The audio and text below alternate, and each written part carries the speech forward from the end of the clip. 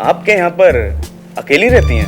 हाँ, फिलहाल तो मैं अकेली हूँ। और आपके मॉम डैड? वो तो यूके में रहते हैं। वैसे क्या लेंगे आप? अब कॉफी तो आप पीती नहीं है। जी नहीं। और वैसे भी कॉफी पिलाकर मैं आपकी शाम भी खराब नहीं करना चाहती। Excuse me। Yeah.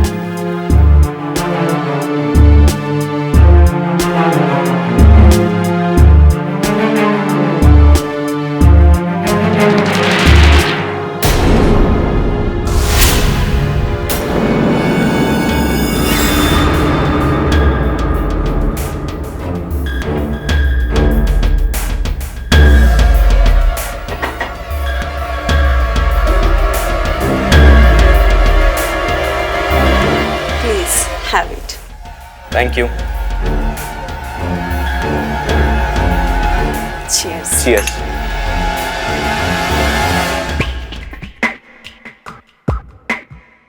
वैसे सोफिया जी, आपने बताया नहीं आप यहाँ पर किस काम से आई हैं? काम ये है कि मेरे डैड की यहाँ करोड़ों की प्रॉपर्टीज है। करोड़ों की प्रॉपर्टी? हाँ, और उसकी देखभाल करने वाला कोई नहीं है। तो मैंने सोचा कि उन सारी प्रॉपर्टीज को बेच के कोई फैक्ट्री वगैरह डाल दूं। आप अकेली ये सब कर लेंगी? हाँ हाँ, क्यों नहीं। एक्चुअली मेरे डैड की यूके में 4 फैक्ट्रीज हैं। इसलिए मुझे बिजनेस का काफी एक्सपीरियंस है। माना सोफिया जी कि आपको बिजनेस का काफी एक्सपीरियंस होगा, पर इस काम के लिए आपको एक ऐसे बंदे की जरूरत पड़ेगी जो आपकी हेल्प कर सके। Yes, you are right. Actually मेरी मॉम भी ये चाहती है कि मैं यहाँ इंडिया में शादी करके सेटल हो जाऊँ। इसके लिए मुझे एक ऐसे लड़के की तलाश है जो मेरा लाइफ पार्टनर बनकर मेरे बिजनेस को भी संभाल सके। वैसे सोफिया जी, मैंने MBA किया हुआ है। वाह। हाँ, और बिजनेस में मुझे काफी एक्सपीरियंस है। It's very good. तो फिर आप मेरी मदद कर सकते हैं। आप जब चाहे, जिस काम के लिए चाहे, मुझे याद कर सकती है। मैं हाजिर हो जाऊंगा। So sweet.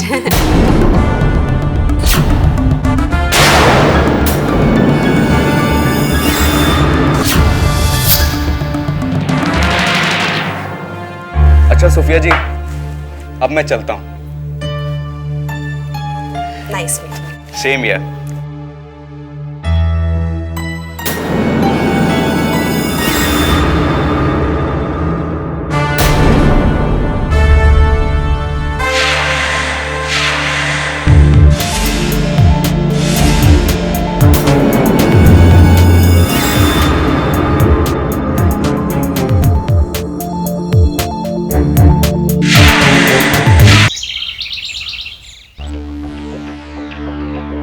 Hi mom. अरे समीर, कहाँ रह गया था तू?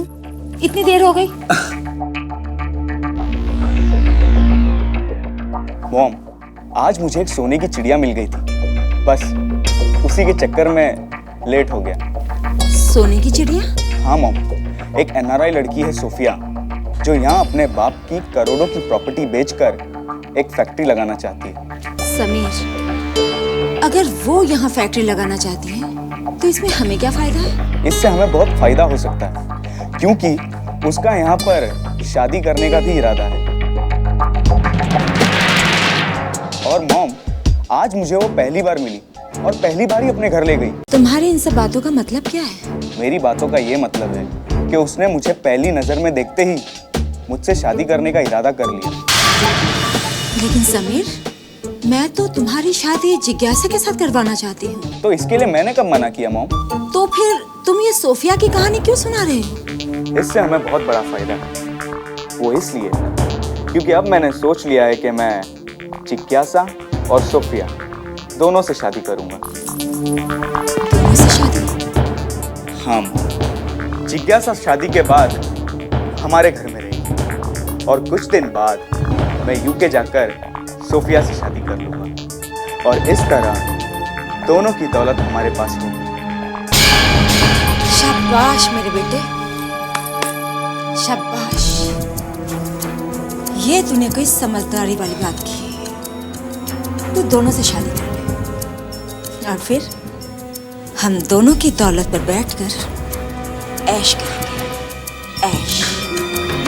वाह, जो ख्यालात मेरे हैं वही मेरी मॉम के भी हैं।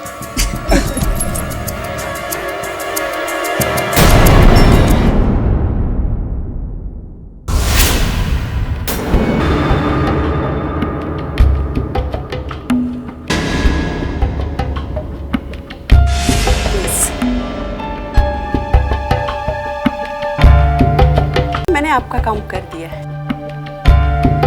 पहली मुलाकात में वो मेरा दीवाना बन गया और मेरे घर तक चला आया। शाबाश सोफिया, वैसे तुम्हें ज़्यादा मेहनत करने की ज़रूरत नहीं पड़ेगी, क्योंकि लड़कियों के पीछे मरने की उसकी पुरानी आदत है और इस तरह की एक्टिंग करने की मेरी पुरानी आदत है। लेकिन इस बात का ख्याल रखना कि उसे तुम पर कभी भी किसी भी तरह का शक नहीं होना चाहिए, क्योंकि मैं जल्द से जल्द उसकी असलियत सबूत के साथ उजागर करना चाहती हूँ। आप बेफिक्र रहिए मैडम, अब मैं उसे घर पे बुलाने वाली हूँ और इस बार जब मैं उसे अपने घर पे बुलाऊंगी तो उसकी सारी हकीकत उगलवा लूंगी।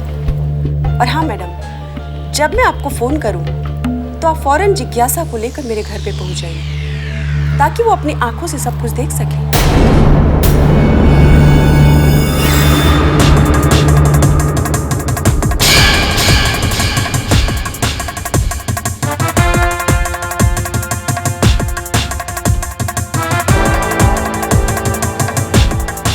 अच्छा, मैं चलती हूँ, लेकिन एक बात का ख्याल रखना, ये काम हो जाना चाहिए। जी मैडम।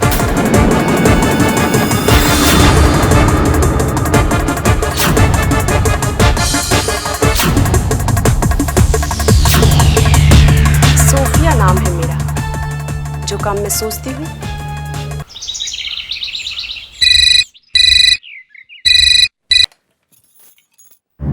हेलो। हेलो,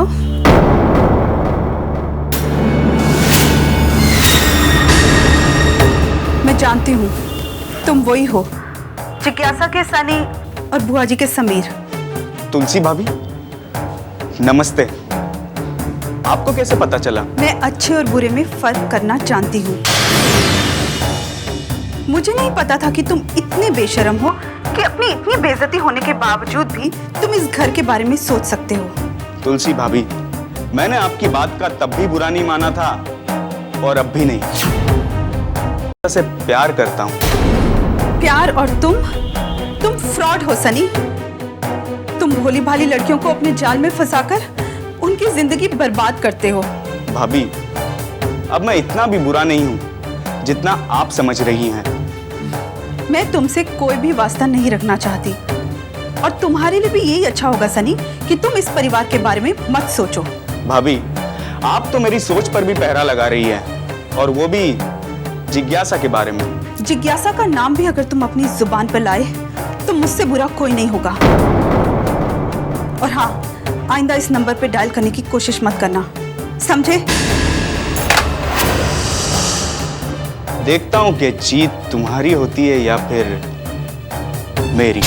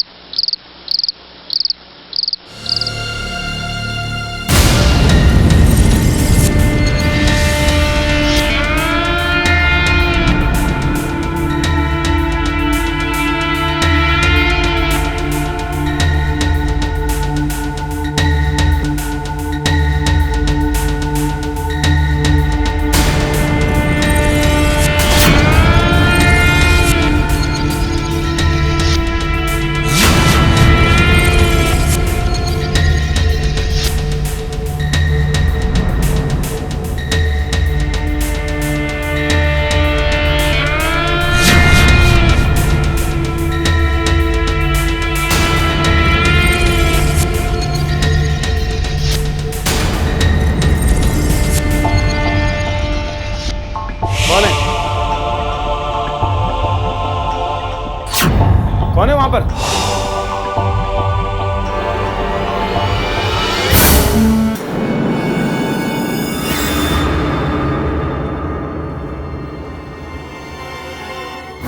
करण,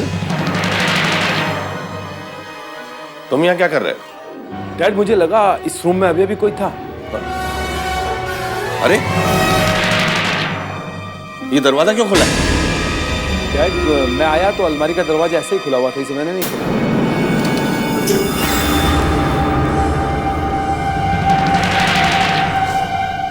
अरे इसमें वो फाइल नहीं है। कौन सी फाइल डैड? अरे वही फाइल जिसमें पावर ऑफ अटॉर्नी के पेपर्स रखे थे, वही कोई उठा कर ले गया। Oh my God. Power of attorney के पेपर्स मुझे देखने दीजिए।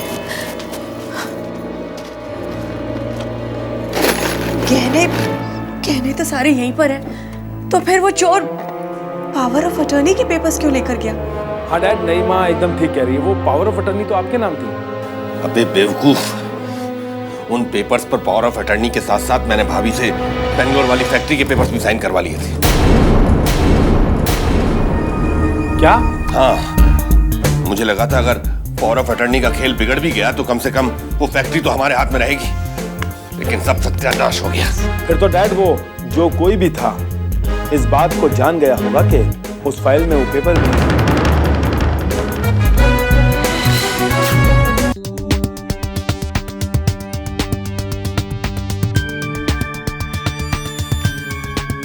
शक सही निकला। I just don't believe it. मुझे अब तक यकीन नहीं हो रहा है कि चाचा जी दौलत को हासिल करने के लिए इस हद तक गिर सकते हैं। जब वो दौलत की चाहत में अपनों का खून बहाने की कोशिश कर सकते हैं, तो ये कौन सी बड़ी बात है अभी? You're right. चलो अनु, हम ये फाइल ले जाकर माँ जी को दिखाते हैं। नहीं अभी, अगर हम अभी ये फाइल माँ जी को दिखाएंगे तो कुछ नहीं होगा, क्योंकि चाचा जी को ये फाइल चोरी होने की खबर अभी तक लग चुकी होगी और उन्होंने इससे बचने के लिए कोई ना कोई छोटी कहानी भी सोच ली होगी। अनु, उससे क्या फर्क पड़ता है? उनकी कहानी भी उनकी हकीकत की तरह छोटी ही होगी। हाँ अभी, पर झूठ को सच में बदलने के लिए उनके पास कई गवाह मौजूद हैं और सच साबित करने के लिए हमारे पास कोई सबूत नहीं है।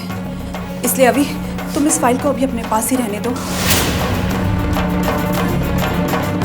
हम वक्त आने पर इसे दुनिया के सामने रखेंगे।